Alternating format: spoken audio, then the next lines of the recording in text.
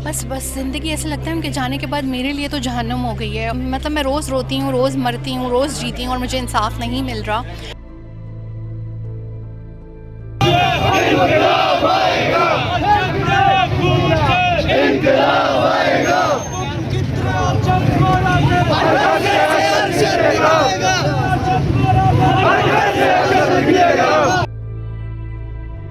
और किसी की यहाँ पर कोई विल ही नहीं है मुझे इंसाफ दिलवाने के लिए। मैं अकेले धक्के खा रही हूँ। तो क्या समझती हैं, क्या उस कौन तक हाथ चला जाएगा? नहीं,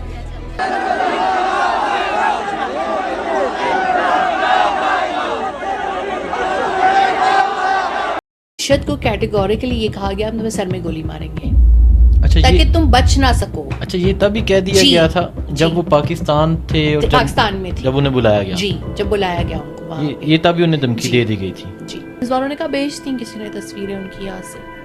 इस मुल्क पे सब बिक सकता है, लोगों का ज़मीर, ईमान, लोग पूरे के पूरे खुद। जी, उनके तो 18-19 तो जख्म थे, 4 नेल गायब थे, गुर्दा गायब था, पसलियाँ टूटी हुई अच्छा, थी। कुर्ता गायब था। कीनिया में निकाल लिया था। कीनिया में उनका गुर्दा निकाल लिया था, निकालने के बाद यहाँ भेजा गया था। उन्होंने निकाला, इन्होंने निकाला, मुझे क्या पता। उनके कातिल तो हर तरफ थे ना, यहाँ भी थे, वहां भी थे। मुझे क्या पता किसने निकाला, पर गुर्दा नहीं था। डॉक्टर्स के पैनल ने लिखा है ये बात। और नाखून नहीं थे, वो तो तस्वीरों से नजर आ गया। वो उन्हीं का हाथ था, मैं दिल से पहचान रहा। मैं कैसे उनकी उंगलियां भूल सकती हूँ।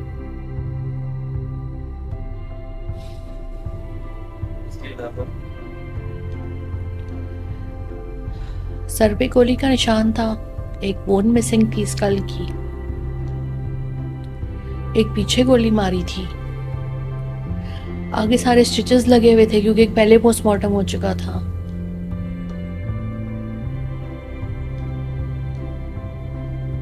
कभी कभी मैं कहती हूँ कि एक ऐसा सिस्टम होना चाहिए था कि बीवी शौहर से पहले मर जाती होती। कभी कभी मैं कहती हूँ कि एक ऐसा सिस्टम होना चाहिए था कि बीवी शौहर से पहले मर जाती होती।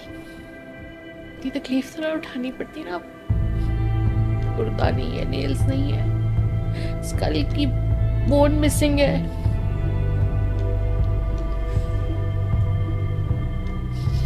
ये सब कुछ बीतता और बीत रहा है मुझ पे। क्या आप मुझे टिश्यू पास करेंगे?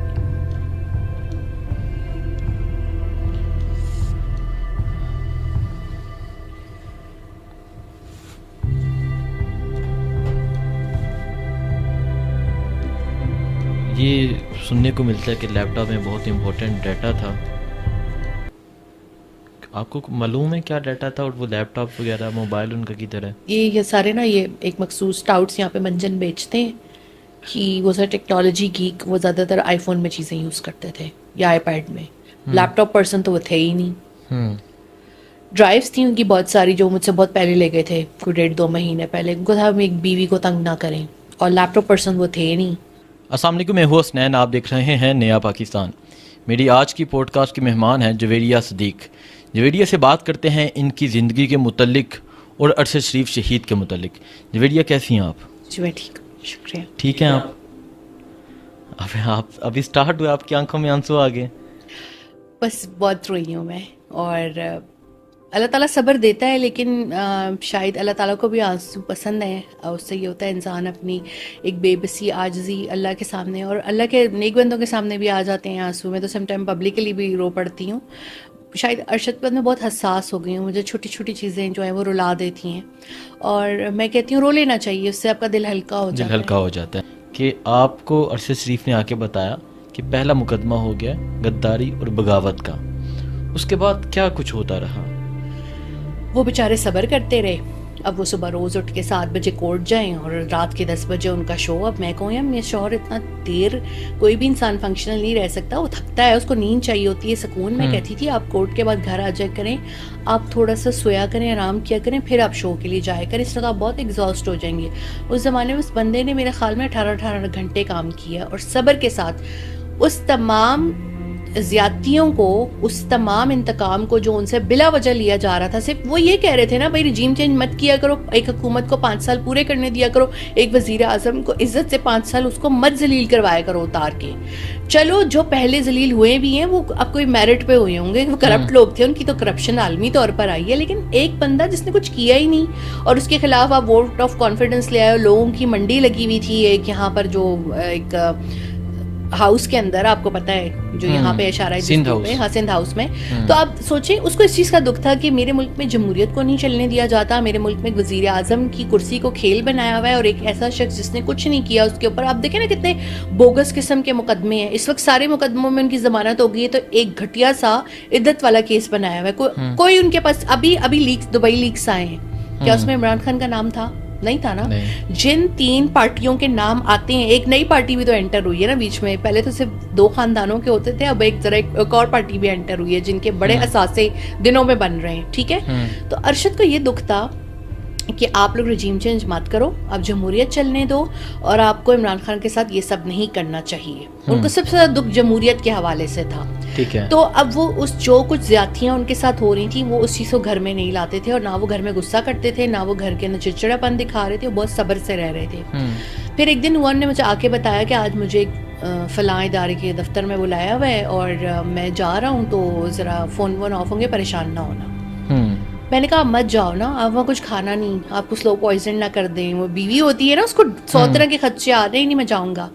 वो वापस आए तो उन्होंने कहा कि इन लोगों ने मुझे जो धमकाया है, यही बात उन्होंने अपनी वालदा को भी बताई, जो उन्होंने फिर लेटर में लिखी, जो अरशद की वालदा है रिफत आरा अलवी। अब अरशद ने कहा कि मुझे ये कहा गया है कि रजीम चेंज की मुखालफत ना करो, नई हुकूमत को सपोर्ट करो, और इमरान खान को तो बिल्कुल मतलब नहीं करना, PTI को, इनको हम खुद देख लेंगे। तो अरशद ने कहा कि मैं तो वो करूंगा जो मेरा ज़मीर कहता है, और मेरा ज़मीर ये कहता है कि इस मुल्क में जमहूरियत होनी चाहिए।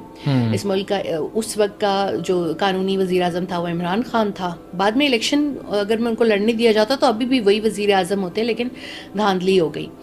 अब अरशद को कैटेगोरिकली ये कहा गया हम तुम्हें सर में गोली मारेंगे, अच्छा, ताकि तुम बच ना सको। अच्छा, ये तभी कह दिया गया था जब वो पाकिस्तान थे और पाकिस्तान में थे, जब उन्हें बुलाया गया। जी, जब बुलाया गया उनको वहाँ पे। ये तभी उन्हें धमकी दे दी गई थी। जी।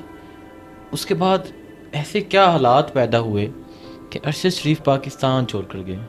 ये तो मुझे भी आज तक बात समझ नहीं आती, क्योंकि अगर अरशद शरीफ ने पाकिस्तान छोड़ना होता ना तो वो सबसे पहले अपनी फैमिली को निकालते और फिर वो खुद जाते। तो हमारा ऐसा कोई प्लान था ही नहीं। मेरा तो पासपोर्ट भी एक्सपायर था उस टाइम पे, इवन अरशद के पासपोर्ट पे कोई स्टैंप नहीं था। अगर उनके जहन में ये बात होती कि मैंने इसी मुल्क में अगर नहीं रहना, तो वो डेफिनेटली इसके लिए कुछ करते ना, अपनी फैमिली के लिए कोई घर ले लेते, छोटा अपार्टमेंट ले लेते। हमको इतने वो तो है नहीं, आपको पता है वो वाले नवाजने वाले जो सहाफ़ी हैं वो तो हमें है नहीं, तो हम तो अपने तो हमारी तो कोई एहसास बाहर नहीं है। लेकिन अगर ये करना होता तो वो ये करते अपनी उस पैसे से जो कि उन्होंने कानूनी तरीके से इस मुल्क में कमाया और उस पर लाखों रुपए टैक्स भी दिया। उनका ऐसा कोई इरादा नहीं था। वो घर से सुबह निकले, एक नॉर्मल दिन का आगाज़ था। मैं क्वारंटीन से उठी थी तो मुझसे सीढ़ियाँ नहीं चढ़ी जाती थी और मुझे बहुत सांस में तकलीफ थी और मैं बहुत शदीद अलील थी, मैं ज़्यादा बिस्तर पे होती थी। मेरे जुलाई के मेरे क्वारंटीन में मैंने 15 दिन तो उनको नहीं आने दिया। मुझे था कहीं इनको ना लग जाए ना। वो फिर भी क्वारंटीन तोड़ के बीच में आते रहे, मेरी खैरियत मालूम करते रहे। मेरी सालगिरह थी, सालगिरह मनाई, मुझे तोहफे दिए और फूल दिए और इस तरह। उस सब के दौरान जब एक शख्स पे 16 FIR हो चुकी थी, उसको ये ख्याल था कि मेरी बीवी अलील है, उसको दवाइयों की ज़रूरत ना हो, उसे पैसों की ज़रूरत ना हो, उसे फूल मिलने चाहिए, उसको तोहफे मिलने चाहिए, कि उसकी सालगिरह बीच में आके गुजर के चली गई, वो मना नहीं सकी। ईद भी थी ना, मैं ईद भी नहीं मना सकी थी। तो छोटी छोटी अपनी घर वालों की तमाम चीज़ों का भी ख्याल रखते थे। अब मुंह से कुछ ना बोले, लेकिन मैं क्या चेहरा नहीं पढ़ सकती थी कि वो कितनी तकलीफ, कितनी परेशानी में सब्र कर रहे थे। वो एकदम से सुबह के टाइम घर से निकल रहे थे, पलटे और मुझे एकदम से उन्हें गले लगाया कस के। मुझे बहुत हैरत हुई। मैंने कहा अरशद, इस तरह तो आपने मुझे कभी भी गले नहीं लगाया जाते हुए ना, क्योंकि वो तैयार होते थे और मेरा अक्सर होता था कि मेरे मेकअप या लिपस्टिक होती थी, तो वो डर होता है ना वाइट शर्ट पे ना लग जाए कहीं हक करते हुए। अपना ख्याल रखो, जस्ट स्टेयर्स ना उतरो। वो रख देंगे हेल्पर्स, तुम ना आओ। मैं क्यों खुद उनको बिठाती थी ना गाड़ी में, सब कुछ करना, सी ऑफ करना और फिर वापस आती थी कमरे में। उन्होंने कहा तुम्हें बहुत तबीयत ख़राब है तो तुम सामान वामान मैं उठा लूँगा, बाकी हेल्पर शेल्पर गेट खोल देंगे, तुम्हें कोई जरूरत नहीं आने की, ऊपर से देख लो। क्योंकि मैं एंड तक देखती रहती, जब तक गली मोड़ नहीं जाते थे ना मैं देखती रहती थी। तो कहते ऊपर से देख लो। मैं कहा अच्छा ठीक है। मैं चली गई और ऐसा कोई बात डिस्कस ही नहीं हुई कि मैंने मुल्क, अभी मैं रात को मुल्क छोड़ जाऊँगा। एयरपोर्ट पे जाके मुझे कहते हैं कि मेरे चैनल के प्रेसिडेंट को गिरफ्तार कर लिया है, तो मुझे मुल्क छोड़ के जाना पड़ रहा है, तुम परेशान ना होना। एयरपोर्ट पे जाके उन्होंने आपको कॉल की? जी, जहाज़ के अंदर से बैठ चुके थे। अच्छा, जहाज़ के अंदर बैठ चुके थे। क्या बात की उन्होंने? अब वही आपको बता रही हूँ ना कि उन्होंने कहा कि मुझे मुल्क छोड़ के जाना पड़ रहा है और मैं अचानक से निकला हूँ, मैंने शो भी नहीं किया आज। मैं भी हैरान हो रही थी ना, शो क्यों नहीं आ रहा, और मैं निकल गया हूँ, तो मैं अभी इसमें बैठा हुआ हूँ, तो मैं तुम्हें फ़ोन कर रहा हूँ। जैसी तुम्हारी तबीयत ठीक हो, तुम्हें बेटर फील हो, सांस लेने में तकलीफ़ कम हो जाए और चलने फिरने के काबिल हो जाओ, और सबसे पहले जाकर अपना पासपोर्ट रीन्यू कराओ। वो किसी तरीके से भी चली जाओ ना, बस हिम्मत करके कि थोड़ी बैठी रहना और क्यों का इंतज़ार, क्योंकि हम कभी भी वो वीआईपी कल्चर के आदी नहीं थे, हम नॉर्मल जगहों पे अपने काम करते थे, हम किसी की वो नहीं लेते थे। तो तुम मेरे पास आ जाना, परेशान ना होना, ठीक है, ये उन्होंने मुझे कहा। और ही लेफ्ट। अच्छा, मैं बहुत देर ऑब्जॉर्व करती रही कि मेरे हस्बैंड का तो प्लान ही नहीं था, वाई ही लेफ्ट, आखिर किसने ऐसा कुछ क्या कहा उनको कि उन्हें जाना पड़ा। लेकिन जब मैंने अमाद भाई को हथकड़ियों में देखा, और फिर 3 दिन तो वो गायब रहे थे ना, उनके घर में बहुत तोड़ फोड़ हुई और इस तरह उनके घर वाले बहुत हरासा हुए, और फिर वो उनको जब मैंने हथकड़ी में देखा, मुझे बड़ी तकलीफ हुई कि एक शख्स सहाफत कर रहा है, उसका क्या जुर्म है, उसने कुछ भी नहीं किया। वो जो आपको याद होगा शहबाज गिल वाले इंटरव्यू के बाद ये सब शुरू हुआ था ना। अच्छा, फिर अरशद वहाँ गए तो वहाँ भी वो रेस्टलेस। मैं अब नोट करूँ इस चीज़ को, तो मुझे कहते हैं फ़ोन करके वो यहाँ पर उनके शुरते आई हैं और उन्होंने कहा है कि वो जो भी उनके वो होते हैं पुलिस और उनके लोग, उन्होंने कहा आप ये मुल्क छोड़ दें 24 घंटे के अंदर, अदरवाइज़ हम आपको पाकिस्तान डिपोर्ट कर देंगे। अच्छा, कितनी देर रहे थे दुबई, कितने दिन? हार्डली 8-9 दिन। 8-9 दिन वीज़ा था अभी उनके पास। जब दोबारा अप्लाई किया उन्होंने कीनिया से, तो वो रिजेक्ट कर दिया दुबई की गवर्नमेंट। और ये दुबई की गवर्नमेंट की ये सफाकी नेग्लिजेंस मैं कभी ज़िंदगी में नहीं भूलूंगी। अच्छा, उन्हें पुलिस उनके पास पहुंचती है? जी। उन्हें कहते हैं कि हम आपको रिपोर्ट कर देंगे, आपके मुल्क का हम पे प्रेशर है, आपके मुल्क का हम पे इन्हें प्रेशर वापस है। भेजो। तो ये हमारी टूरिस्ट डेस्टिनेशन है, हम यहाँ पे ये चीज़ें नहीं करते, तो आप प्लीज़ यहाँ से चले जाएं, क्योंकि आपके मुल्क की तरफ से यहाँ आ रहे हैं, हम आपको वापस नहीं भेज रहे, आप यहाँ से चले जाएं, कोई और फ्लाइट लेके किसी और मुल्क पे चले जाएं। तो अरशद के पास वीज़ा था ही नहीं किसी और मुल्क का, अज़रबैजान का था, और आई थिंक कुवैत का भी था। वो बहुत छोटे छोटे से नहीं होते जो 15-30 डेज वाले। लेकिन अरशद जो है वो यहाँ चले गए, और फिर अरशद ने मुझे और अपनी वालदा को बताया ही नहीं कि मैं किस मुल्क में और किसके साथ हूँ। लेकिन जब वो हमें कॉल वॉल करते थे तो एक लेविश सेटअप था, लगता था रिलैक्स हैं, सही काम कर रहे हैं। फिर वो थोड़ा थ्रेट्स लेवल भी उनको कम लगने लग गए, तो वीलॉग शीलॉग स्टार्ट कर दिए, क्योंकि वो एक सोर्स ऑफ इनकम भी नहीं था ना, जॉब भी चली गई थी, और वो जॉब सैलरीड पर्सन थे, उनके कोई बिजनेस तो थे ही नहीं, ना उनके कोई जहाज थे, ना उनकी कोई सोसाइटीज़ थी, तो वो अपनी सैलरी पे चलते थे। यूट्यूब तो उनकी ऐसी बूम की और इतने ज़्यादा उनको व्यूज़ मिलना शुरू हो गए। मेरे ख्याल में मैं 10 साल से यूट्यूब बनाया हुआ है, मुझे अब सिल्वर बटन कहीं जाकर मिला है, और मैं खैर इतनी ना मैं अरशद शरीफ हूँ ऑफ कोर्स और ना मैं इतना रेगुलरली करती हूँ। आपको पता नहीं था कि अरशद शरीफ दुबई से कीनिया चले गए? नहीं, वो हमें बता के निकले, लेकिन मुल्क नहीं बताया ना हमें। उन्होंने कहा कि यहाँ पर पुलिस आ गई है इनकी, मुझे कह रहे हैं कि हम आपको, अगर आप गए नहीं तो हमें मजबूरन आपको डिपोर्ट करना पड़ेगा, आपकी हुकूमत का हम पे प्रेशर आ रहा है। पीडीएम की हुकूमत थी उस समय, PDM 1 की। तो मुझे बहुत दुख और अफसोस भी हुआ। मैंने कहा अरशद आप मुझे बताएं, मैं RSF कमेटी टू प्रोटेक्ट से बात करती हूँ, मैं किसी एम्बेसी में चली जाती हूँ, मैं व्हील चेयर पर चली जाऊँगी, चला नहीं जा रहा था मुझसे, ये मसला मुझे बहुत ज़्यादा उस वक्त पेश आ रहा था कि मुझे स्टीरॉइड्स भी लगे थे, मैं बहुत तकलीफ़ में थी उस टाइम पे। और उन्होंने कहा नहीं, वो कभी भी अपने घर वालों को जहमत नहीं देते थे। तो उन्होंने कहा मैं सब कुछ कर लूँगा, तुम परेशान ना हो, सब कुछ ठीक हो जाएगा, और मैं जैसे ही ये यहाँ पर की आदत चेंज होगी तो मैं दिसंबर में वापस आ जाऊँगा, तुम क्यों परेशान होती हो। हाँ, अगर तुम्हारी तबीयत ठीक हो गई है, तुम ट्रैवल कर सकती हो, तो फिर तुम अपना वीज़ा लगवा के जहाँ मैं तुम्हें बुलाऊँगा जिस मुल्क, वहाँ आ जाना, लेकिन दुबई वाया दुबई ना आना। अच्छा जी। अभी तक आपको पता नहीं था कि वो कीनिया में? उन्होंने हमें आखिरी दम तक नहीं बताया हमें, तो जब लोगों की कॉल्स आना शुरू हुई हैं, जब टीवी पे चलना शुरू हुआ है, जब कीनिया के नंबर्स जर्नलिस्ट की मुझे कॉल्स आना शुरू हुई हैं, उस दिन मुझे पता चला कि वो कीनिया में थे।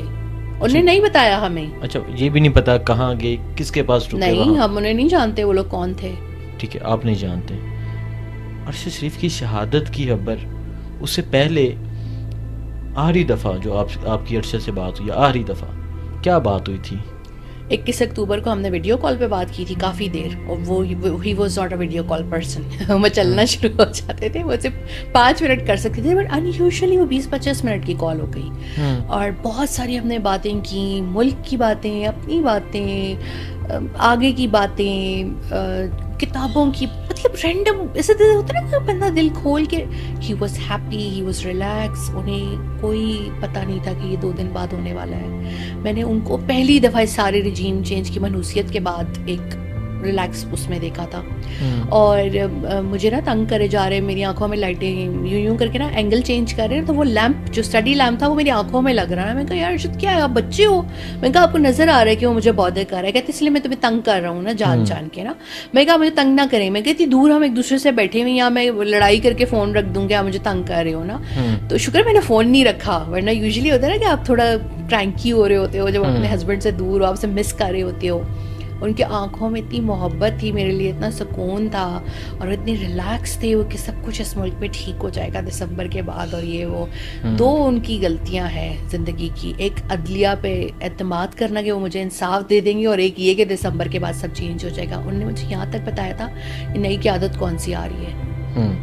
वो इतने बाखबर सहाफ़ी थे, और ये सारी बातें करते रहे, ये इस तरह है, तुम देखना भी लॉन्ग मार्च शुरू होगा तो it will be very successful. उन्हें ये नहीं पता था कि वो दुनिया में नहीं होंगे उस टाइम पे। और बहुत ज़्यादा वो इमरान खान से एक मोहब्बत, अकीदत, यूजुअली मैंने उनको किसी पॉलिटिशियन के लिए इतना वो नहीं देखा अरशद को। अरशद वॉज अ वेरी, नहीं होता बहुत ज़रा दूर रहने वाले लोगों में से, बट उनका एक लास्ट ईयर उनके साथ एक बहुत स्पेशल बॉन्ड था। मीन्स तब वो डिसअपॉइंट नहीं थे, तब हैप्पी थे। मैं आपको बता रही हूँ 21 की कॉल में मैंने उन्हें पूरे इस रजीम चेंज की जलालत, मनहूसियत, बर्बरियत, फिरौनियत जो हमारे साथ हुई है, sorry for my this language, सब टाइम बंदे को गुस्सा आ जाता है, पहली बार मैंने उनको मुतमईन देखा था 21 को। उनके चेहरे पे कोई सुकून और इत्मीनान था जो कि बहुत, क्योंकि एक बंदा अपनी रियासत से छुप रहा है, वो बेचारा परेशान है, उसकी अपनी रियासत उसके पीछे पड़ गई है फॉर नो रीज़न। वो कोई लॉन्च में सफ़र थोड़ी कर रहे थे, पासपोर्ट पे ही सफ़र कर रहे थे ना। इनको पता था कि वो किधर है, हमें नहीं पता था, क्योंकि मैं डिग नहीं करना चाह रही थी। मैं ये नहीं चाहती उनकी कोई सिक्योरिटी कॉम्प्रोमाइज़ हो जाए या क्या। मैंने 2-3 दफ़ा उनसे पूछा, उनने मना किया तो मैं मना हो गई। फिर मुझे मेरी सास ने कहा कि बेटा पूछो उससे, मैं बहुत परेशान हूँ, मैं तो फ़ोन बिल्कुल तकिए के पास रख के सोती हूँ, कि पता करो वो किधर है। मैंने कहा आपको पता है कि जब अरशद साहब कह दें ना हाँ तो हाँ होता है, ना तो ना होता है। मैं दूसरी दफ़ा नहीं पूछ सकती उनसे, बस जहाँ भी है मुझे लगता है कि अब वो थोड़ा ठीक है, अब थोड़ा हैप्पी हैं। अब 22 को उन्होंने मुझे कॉल ही नहीं की, मैसेज सब एक्सचेंज हुए। मैं कुछ बैंकिंग का पूछ रही थी, कुछ तरह की चीज़ों का उनसे पूछ रही थी, एक स्टोरी का पूछा उनसे, कभी कोई इन्वेस्टिगेटिव चीज़ होती थी ना, मैं क्योंकि इन्वेस्टिगेटिव जर्नलिस्ट हूँ, थोड़ा उनकी हेल्प ले लेती थी। यूजुअली मैं अपने आर्टिकल में कभी हेल्प नहीं लेती थी, क्योंकि वो कहते थे तुम्हारी उर्दू बहुत अच्छी है, मुझसे ज़्यादा अच्छी है। उनकी अंग्रेज़ी गज़ब की थी, मेरी उर्दू बहुत आला थी। तो मुझे कहते हैं तुम ऐसे टॉपिक्स ना छेड़ना कि तुम्हें तंग किया जाए पीछे से, तुम बस कूल टॉपिक्स, कोई सियाहत वाले, कोई रंगी चीज़ों पे रहो, फिलहाल ना इनको छेड़ो, इनको क्रिटिसाइज मत करो, और इतना ट्विटर भी यूज़ नहीं करो, क्योंकि तुम बीमार भी बहुत हो ना। अच्छा अब हुआ क्या कि 23 शुरू हो गया ना, अब मैं तो इस बंदा रोने वाला नहीं हो जाता, कॉल नहीं आई, आंखों में आंसू, परेशानी, बहन से लड़ाई कर ली, फिर अपोलोजाइज किया, खाना खाते हुए रो रही, आंसू साफ कर रही हूँ, वाला खा रही हूँ, आंसू साफ। मेरी बहन कहती है व्हाट हैपेंड टू यू? मैंने कहा सॉरी, मैंने तुमसे भी लड़ाई की ना। कहती है यू आर मिसिंग अरशद ना। मैंने कहा हाँ शायद। मैंने कहा पता नहीं मेरे हार्ट को कुछ हो रहा है, कोविड का कोई सिम्टम है, मेरे बार बार पंप हो रहा है, एकदम से मेरा हार्ट यूँ हो रहा था। मैंने कहा पता नहीं, और मैं रोए जाऊँ, ठीक है। फिर मैंने कहा कि नहीं मैं ना नहा लेती हूँ, और टाइम था 9-10 बज रहे थे। मैंने कहा कि मैं फिर ना अरशद को मैंने मैसेज किया, उससे पहले जो 2-3 मैंने मैसेज किया उन्होंने जवाब दिया, लेकिन वो जो मैंने मैसेज किया ना, अच्छा मैं शॉवर लेके आपको बाद में ज़रा मैसेज करती हूँ, मैं अनवेल सा फील कर रही हूँ, मैं रेस्टलेस हूँ, मैंने उनको कहा। मैं गई हूँ, मैंने शॉवर लिया, मैं बाहर आई हूँ, मैंने अपने फ़ोन्स नहीं देखे, अपने गैजेट्स ना। मैं लाइब्रेरी में जाके बैठ गई, किताबें पढ़ती रही, कुछ नोट्स अपने लिखे। मैं वापस आई हूँ तो मैंने कहा कि अर्शद ने कॉल ही नहीं की। मैं फिर, मुझे बड़ा हैरत हुई, ऐसे कैसे कि मुझे कॉल ना करे, तो रोज़ कॉल करते थे मुझे। तब तक ये सब कुछ हो चुका था उस 1-1.5 घंटे में, जिसमें मैं रो रही थी और जिसमें मुझे वो पता नहीं वल्ला की तरफ से होता है ना, बहुत तकलीफ मेरे दिल को हो रही थी। मुझे लग रहा था पता नहीं शायद मुझे कोई एंजाइना या कोई हार्ट की बीमारी हो गई है कोविड के बाद, इस तरह की फीलिंग आ रही थी, नोज़िया, टाइंग स्पेल और इस तरह। मैंने इनको मैसेज किए, वो डिलीवर ही नहीं हुए। मैंने कहा फ़ोन बंद है, वो भी मुझे बहुत बड़ी झटका लगा ना। उसके बाद मुझे लोगों की कॉल्स आना शुरू हो गई 1:30 बजे के करीब, मैसेज कॉल। मैं यूजुअली अपने फ़ोन म्यूट रखती हूँ और मैं बिल्कुल बात नहीं करती रात के टाइम किसी से भी। उनके प्रोड्यूसर की कॉल आई, एसोसिएट की, तो मैंने कहा मुझे बड़ा, और कहते हैं अर्शद साहब का एक्सीडेंट हो गया है, तो वो ज़ख्मी हैं, उनको हॉस्पिटल लेके जा रहे हैं। तो मैंने कहा मैं आपको बता दूँ। मैंने कहा इतना हाइटेड टॉल बंदा, ग्रेसफुल, हसीन, खुश लिबास, इतना अल्लाह ताला ने उसको अच्छा स्ट्रांगली बिल्ड बंदा था ना। मैंने कहा कुछ भी नहीं हुआ होगा, ही विल सर्वाइव। ये तो पता ही नहीं था ना कि एक सर में गोली मारी है या उनकी शहादत हो चुकी है या क्या। लोग इतने जालिम होते हैं, इतने नीच होते हैं, इतने गिरे हुए होते हैं कि मुझे वो तस्वीरें भेज के पूछ रहे थे ये अरशद है। Then I come to know, मैं तो उसका एक हाथ का तिल दूर से पहचान लूँ तो मुझे क्या नजर नहीं आएगा कि वो मेरा शौहर है। फिर मुझे पता चल गया, फिर यहाँ घर में काफ़ी लोग आ गए, उन्होंने बताया, फिर बिल्कुल कंफर्म हो गया। 5-6 बजे ने अपनी बहन से कहा कि आप ये ना ज़रा ट्वीट कर दो लिख के, मुझसे लिखा बोला नहीं जा रहा था उस टाइम पे। और बहुत ज़्यादा वो जिस तरह होता है ना, आप जिस तरह आप बेहोश हो रहे होते हो और दोबारा नॉर्मल हो रहे होते हो, इस तरह की फीलिंग आ रही थी। वो तस्वीरें देखने के बाद, जो गाड़ी में उनकी तस्वीरें हैं, उसके बाद मुझे यकीन हुआ कि ही इज़ नो मोर। रात को आपको पता चल गया कि इज़ नो मोर। जी, यहाँ 24 तारीख शुरू हो चुकी थी, लेकिन उनको कत्ल 23 को किया गया था। हमें 24 को पता चला, 24 की मतलब सुबह रात का जो एक दरमियानी टाइम होता है ना, उस टाइम पे। उसके बाद यकीनन आपकी जो सिचुएशन होगी ये आप बेहतर जानते हैं। आपकी नज़र से वो ट्वीट गुजरी जब उनका जस्ते हाकी एयरपोर्ट पे था और मरियम ने एक ट्वीट की? जी बिल्कुल गुजरी। मुझे किसी ने भेजी और कहा कि इस पर रिस्पॉन्ड करो, क्योंकि वो मेरे फ़ोन ज़्यादातर दूसरों के ही हाथों में थे, मेरी एक दोस्त के हाथ में था और एक बहन के हाथ में था। तो मैंने उसको कहा अल्लाह से डर और शर्म कर, इतने मैंने अल्फाज उसको लिखे थे उस टाइम पे। और पूरा दिन उसने वो रखा अपनी रऊनत तकब्बुर में, और जो भी उसके वो होंगे, मुझे नहीं पता था कि वो इतनी शैलो है। मुझे लगता था कि वो बहुत अच्छी इंसान है और वो जब भी कभी आएगी तो वो बड़ी तब्दीली लाएगी और वो बड़ी विजनरी और डायनामिक होगी, कि वो आमरीत की डसी हुई है, उसने मुश्किलात देखी, माँ को खो दिया। और आपको पता है जब उनकी माँ अलील थी, मैंने कितनी दफ़ा उनको मैसेज पे भी वो लिखा, मेरी ज़्यादा उनसे बात नहीं होती थी, लेकिन उनकी वालदा को लेके मेरे दिल में बहुत ज़्यादा एक इज़्ज़त थी है और रहेगी। और मैं उनको मादरे जमहूरियत जिस तरह फातिमा जिन्ना को कहती थी, तो मैं उनकी माँ को भी कहती थी। उनकी स्ट्रगल थी। कुलसूम नवाज़ बहुत एक आला खातून थी। बचपन में मेरी 2-3 दफ़ा उनसे मुलाकातें हुई, उसके बाद फिर कभी हम नहीं मिले। तो मुझे वो बहुत अच्छी लगती थी।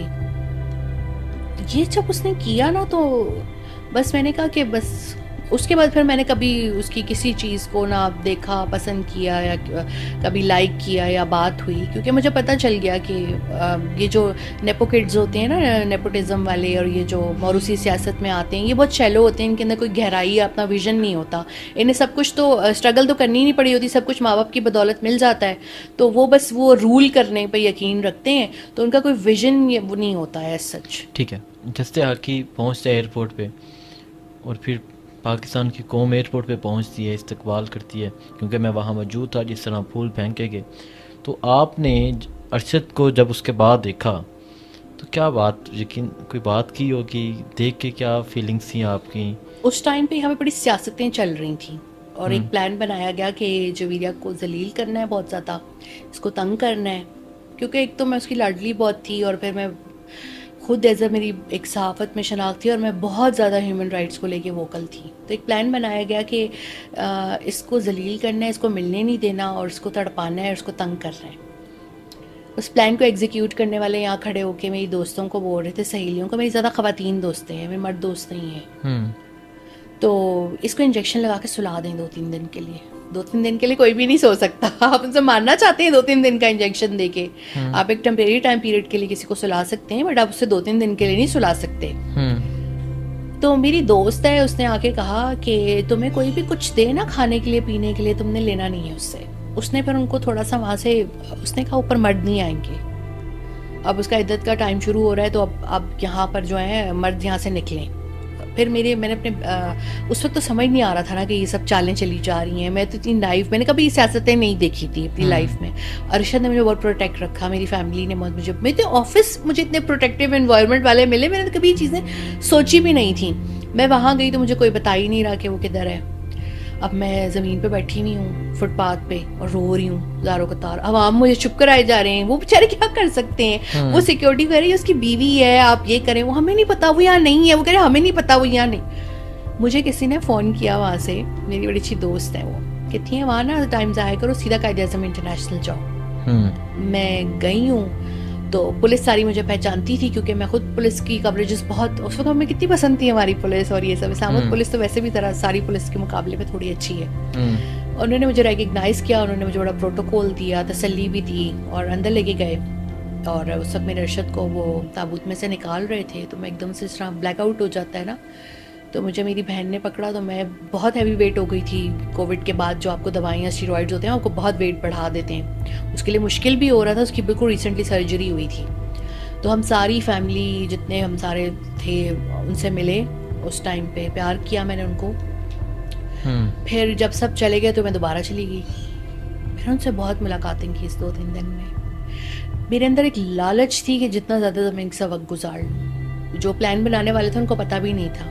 मैंने सीधा सीनियर डॉक्टर्स और ओनर्स को अप्रोच किया उन हॉस्पिटल्स के, और मैंने मॉर्चरी में रात के वक्त 2:30-3 का वक्त होगा, दीगर मैयतें भी थीं, उन्होंने मुझे चेयर दे दी। सर्द यक कमरा होता है वो, माइनस उसमें कुछ 20-15 डिग्री, पता नहीं, मुझे नहीं पता कितना डिग्री होता है, बट वो एक मनफी दर्जा हरारत वाला कमरा होता है। मैंने अरशद को निकलवाया उसमें से, एक फ्रीज़र सा होता है जिसमें बॉडीज़ को रखा हुआ होता है। उनकी बॉडी बहुत कंपोज थी, शायद वो कुछ लगाते हैं उसके ऊपर, उसको वो वैसे ही साफ़ सुथरे प्यारे मुझे खुशबू वाले वैसे ही लग रहे थे। मैंने उनको पहले फिर देखा जब वो कीनिया से आए थे, तो वो बहुत खामोश थे, उनके चेहरे पे सवाल थे, खामोशी थी। अच्छा, मैं पढ़ती गई, प्यार करती रही, और चूँकि ज़ख्मी इतने थे तो मेरा हाथ काफ़ी सेहतमंद है, तो मैं उनको 2 उंगलियों से प्यार कर रही थी कि दब ना जाए, कोई खून ना निकला है, चोट कोई दब ना जाए। अच्छा, फिर उनका पोस्टमार्टम हुआ तो मुझे अक्सर होता है कि मुझे मेरी शुगर लेवल्स डाउन हो जाते हैं या ब्लड प्रेशर, तो शुगर लेवल अगर डाउन तो आप बेहोश हो सकते हैं उस चीज़ से। मैंने 7-8 घंटे उसको कुछ भी नहीं खाया, एक पानी का ग्लास नहीं पिया। हालांकि वो डॉक्टर्स मेरे काफ़ी जानने वाले थे, जो मेरे फॉलोअर्स डॉक्टर्स पिम्स में थे, वो आ गए मेरे पास ना, तो उन सब ने मेरा बड़ा साथ दिया। अब वो समोसे ला रहे हैं, चाय, मैंने कहा नहीं। 3 दफ़ा डॉक्टर्स ने ब्रेक ली उनके पोस्टमार्टम में, 3 दफ़ा उनके पास दोबारा चली गई, बातें करती रही, प्यार होती रही। उस दिन उनका चेहरा डिफरेंट हो गया after postmortem. He was bit smiling, और जैसे लग रहा था मेरी बातें सुन के शायद थोड़ा हंस रहे हो जिस तरह ना। मैंने कहा डॉक्टर इधर आए, कल चेहरा ऐसा नहीं था, आज ऐसा है, कल तो शेव भी नहीं थी, आज शेव कैसे आ गई इनकी ना।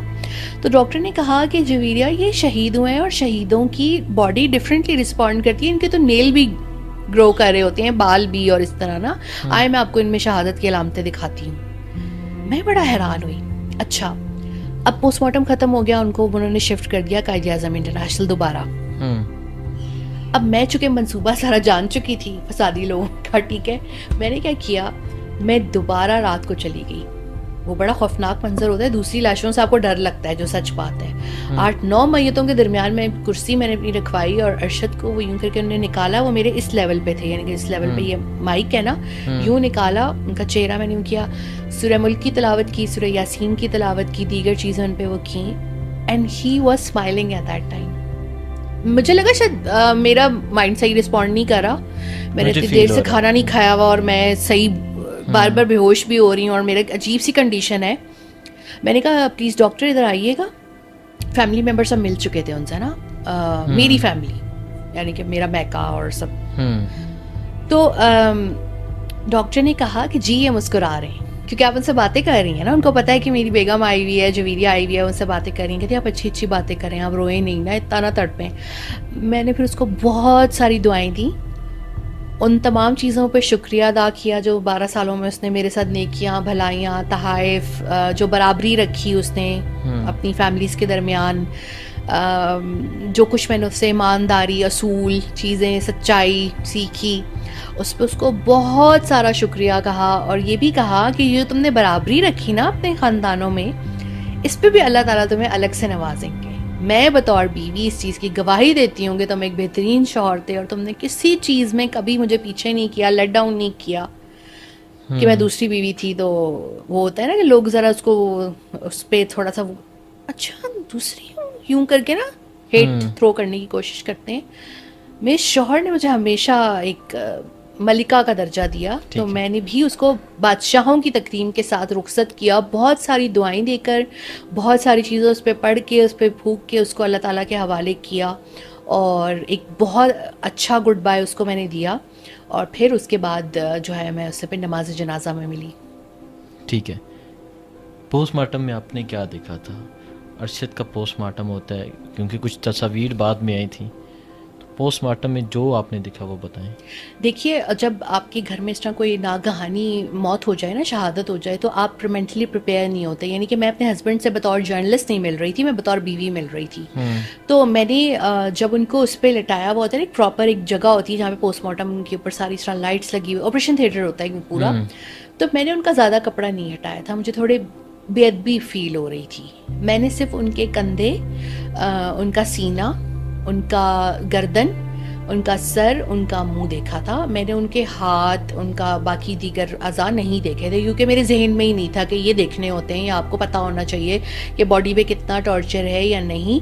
तो ऊपर ब्रूजेस थे थोड़े से, बहुत बहुत साफ मैयत थी उनकी, ठीक है। निशान जगह जगह पे थे, लेकिन एक जिस तरह होता है, मैं अंदर मास्क पहन के किसी टाइम पे भी नहीं गई, ना मैंने मास्क पहना, ना ग्लव्स पहने, ना मैंने कोई शू कवर पहने। मैंने कहा नहीं, I want to feel him.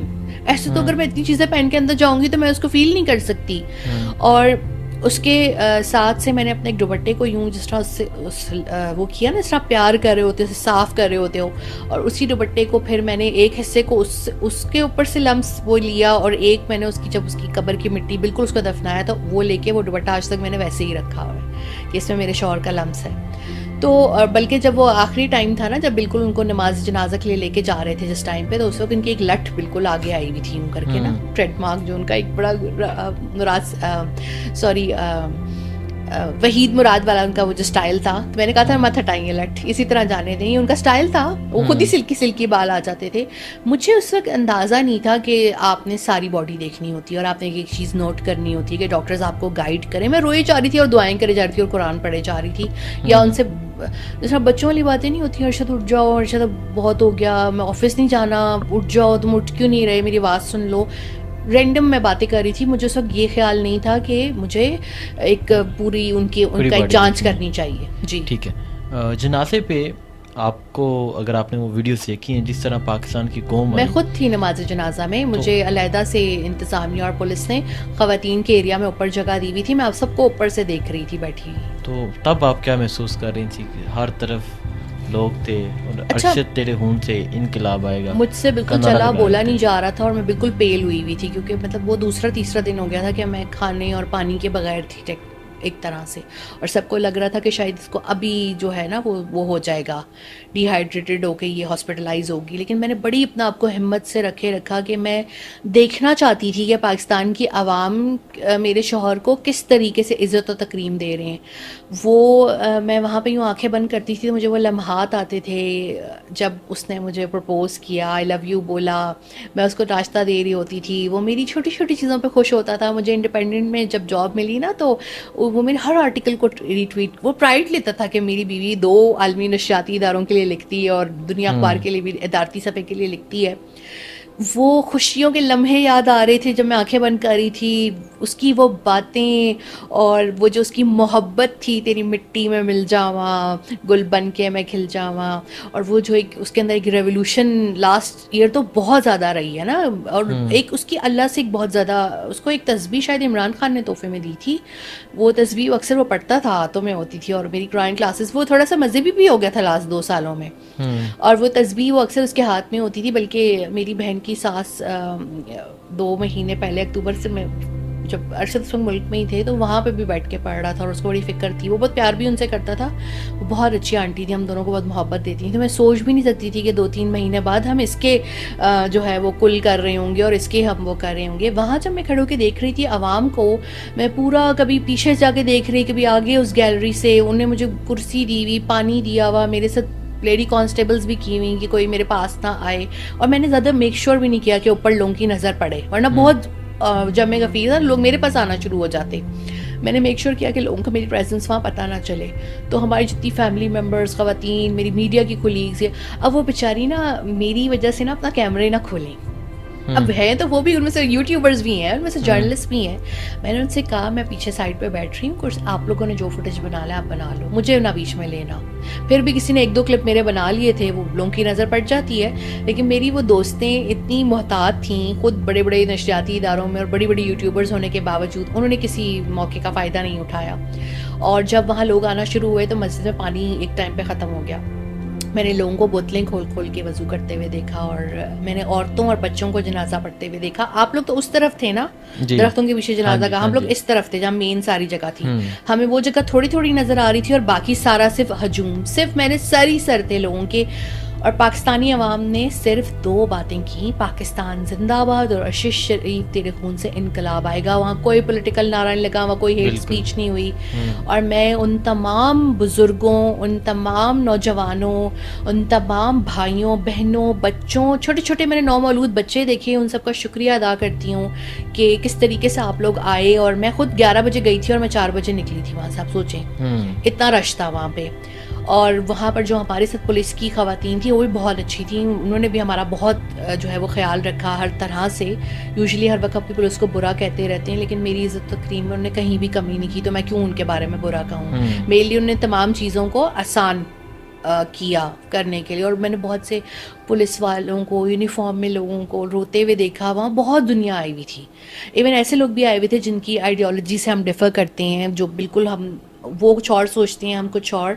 एक बुजुर्ग थे, वो लाठी लेकर आ रहे थे, तो एक लड़का वर्दी में था, कप्तान होगा हो सकता है, वो भी आ रहा था पढ़ने नमाज। उसने कहा अंकल आए, मैं आपको सहारा दे के ले जाता हूँ। उनकी वजह से दूसरे वो जो शख्स जो लाठी के थे उनके लिए बड़ा आसान हो गया। आप सोचें अगर मैं उस जगह पे 11 से 4 बजे थी तो कभी मैं जाग रही थी, कभी मैं बेहोश हो रही थी, कभी मैं ठीक बैठी हुई थी, तो मैं गैलरी से सब कुछ देख रही थी। तो मैंने वहाँ पे लोगों के नौमौलूद बच्चों को फीडर पीते हुए भी देखा है, जिनको कुछ भी नहीं पता हमें यहाँ क्यों लाए हुए हैं। उन औरतों को भी देखा है, 5-6 की नज़र पड़ गई तो वो आ गई ऊपर ना। उन मुझसे माफिया लोग मांग रहे थे और रो रहे थे ज़ारो कतार। बहुत बड़ा लॉस था, जिसने उसके बाद इस कौम को मुत्तहिद कर दिया कि बोलना है, करप्शन के ख़िलाफ़ बोलना है, जुल्म के ख़िलाफ़ बोलना है।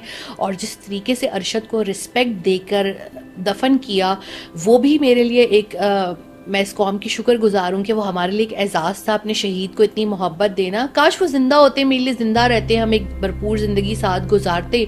लेकिन अल्लाह ताला ने उनको अफजल शहादत पे लेके जाना था, तो वो इस तरह गए और पाकिस्तान ने उनको एक बहुत शानदार जो है तरीके से अलविदा कहा। अच्छा ये बताएं, कुछ पिक्चर्स एक प्रोग्राम में सामने आती हैं जिसमें ये दिखाया जाता है कि अरशद के नाखून भी उतारे हुए थे, पसलियाँ टूटी हुई थी, इस तरह का कहा गया।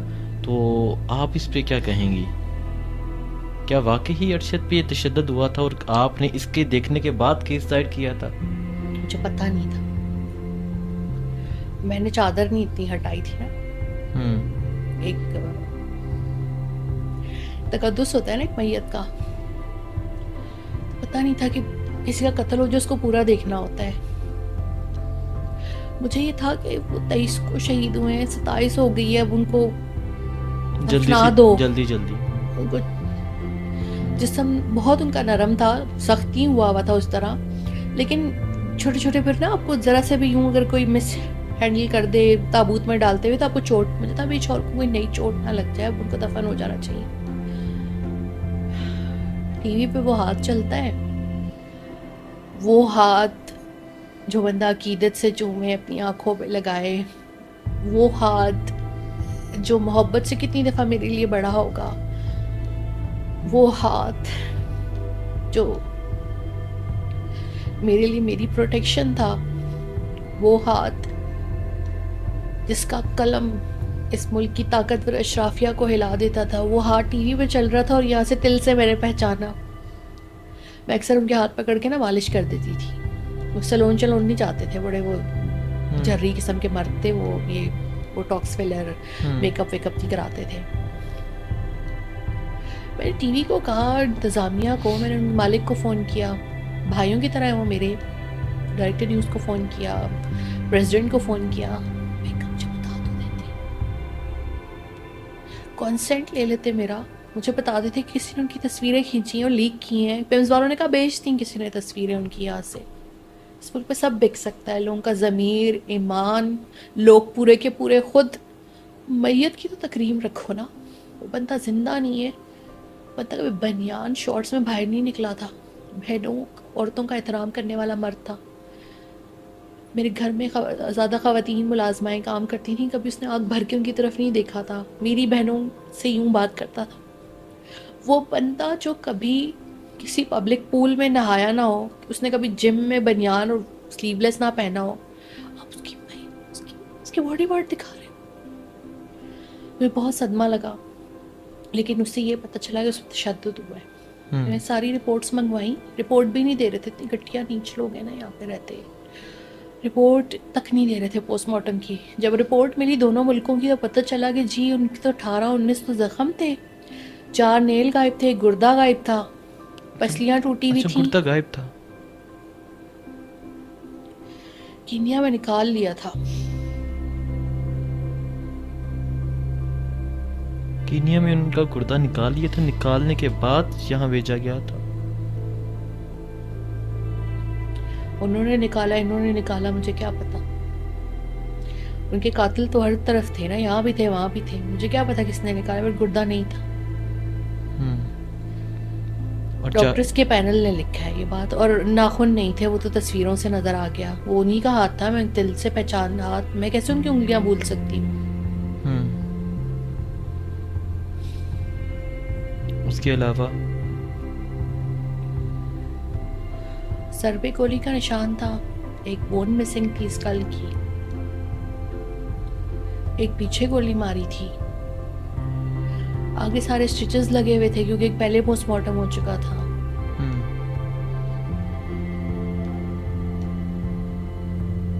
कभी कभी कहती हूँ कि एक ऐसा सिस्टम होना चाहिए था कि बीवी शौहर से पहले मर जाती थी। अल्लाह आपको जिंदगी दे। वो ज्यादा अच्छा ना होता। अल्लाह आपको जिंदगी दे। इतनी तकलीफ तो ना उठानी पड़ती ना। गुर्दा नहीं है, नेल्स नहीं है, स्कल की बोन मिसिंग है।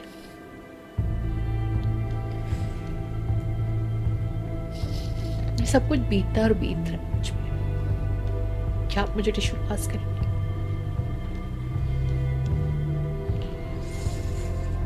अल्फाज नहीं, हम इस पे अल्फाज क्या बोलें।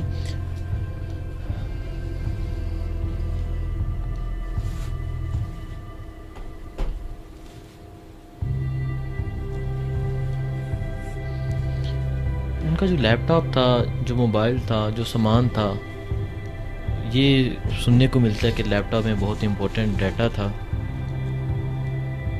आपको मालूम है क्या डाटा था? और वो लैपटॉप वगैरह मोबाइल उनका किधर है? ये सारे ना, ये एक मखसूस टाउट्स यहाँ पे मंजन बेचते हैं कि वो सर टेक्नोलॉजी गीक, वो ज़्यादातर आईफोन में चीज़ें यूज़ करते थे या आईपैड में। लैपटॉप पर्सन तो वो थे ही नहीं। ड्राइव्स थी उनकी बहुत सारी, जो मुझसे बहुत पहले ले गए थे, कोई 1.5-2 महीने पहले। उनको था हम एक बीवी को तंग ना करें, और लैपटॉप पर्सन वो थे नहीं। तो ऐसा कुछ भी नहीं था, और कुछ होगा भी तो ऑब्वियसली उन्होंने कहीं ना कहीं उसका कोई बैकअप या ट्रांसफ़र किसी ना किसी को तो दिया ही होगा, लेकिन वो हम लोग नहीं है, फैमिली मेम्बर्स को वो नहीं करते थे कि वो तकलीफ़ में ना आए। तो ये जो मंजन बिकता है ना लैपटॉप वाला, ये मंजन बिकवाया जाता है इनसे। ये लोग जो टाउट्स है ना कि इल्ज़ाम किसी और, मतलब कत्ल किसी और ने किया, इल्ज़ाम हम किसी और पे लगा दें। तो उनका फ़ोन और जो उनका आईपैड है वो कीनिया की उसके पास है, एजेंसी के पास है। और एक फ़ोन यहाँ पे वापस आ गया था, जो उनके घर वालों को आई थिंक उनको वापस किया था जीआईटी ने। कोई सैमसंग का एक फ़ोन था, एक्स्ट्रा कोई फ़ोन, बट जो मेन गैजेट्स हैं वो दोनों कीनिया में ही हैं। और लैपटॉप और ड्राइव्स मुझे नहीं पता कि वो कहाँ हैं, या उनकी जो और इक्विपमेंट था, गोप्रो, इस तरह की जो चीज़ें थी वो सब कहाँ हैं, क्योंकि वो उनके पास वहाँ नहीं थी। और दूसरी चीज़ ये है, मैंने भी ये भी नहीं कहा कि मुझे वो गैजेट्स दिए जाएं। मेरे लिए कोई रिस्क मज़ीद ना यहाँ पे बन जाए, फ़िलहाल वो वहीं रहें। कभी कोई आगे हमने परस्यू किया तो उसका कोई आज़ादाना फर्म फॉरेंसिक कर सकती है उन दोनों गैजेट्स का। बट ये जो मंजन बेचा जाता है ना कि फ़लाँ को दे गए थे तो उसमें बहुत कुछ था और ये वो था, तो भाई वो अपना सारी टाइपिंग आईपैड और आईफोन पे करता था। He was not a laptop person. ऐसी कोई बात नहीं थी। ये बस आपको पता है कि ये वो जो इस मुल्क में चलता है ना कि किया किसी और ने होता है और वो डल किसी और पे जाता है, तो ये वो वाला सिस्टम है।